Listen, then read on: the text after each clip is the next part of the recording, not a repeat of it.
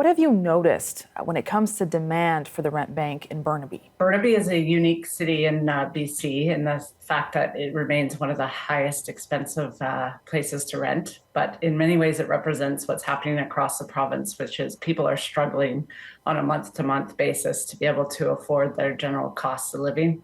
And renters are really struggling. But Burnaby is unique in that we're more likely to see singles or people living in roommate situations, tend to see a lot of newcomers, particularly families who are struggling and who need to find units that are right-sized for their families. Renters are struggling to find affordable units. When I started in this work back in 2019, we used to talk about the rent bank being able to assist people to move into more affordable units.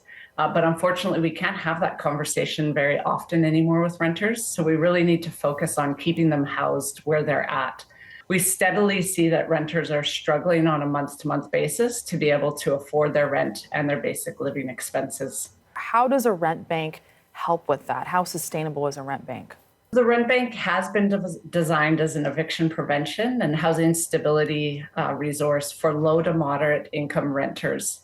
And we're there to support renters in two ways. One is the financial assistance, which you've spoken about, which is an interest-free loan that renters can repay over a period of 3 years.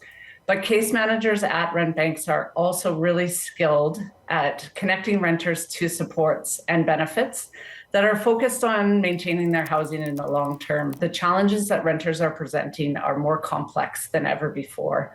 People are not only struggling with things like physical and mental health, but they also have job loss, unemployment, and we're seeing longer wait times and things like government benefits. I believe the stat is that 4% of Canada's housing stock is held by nonprofit organizations.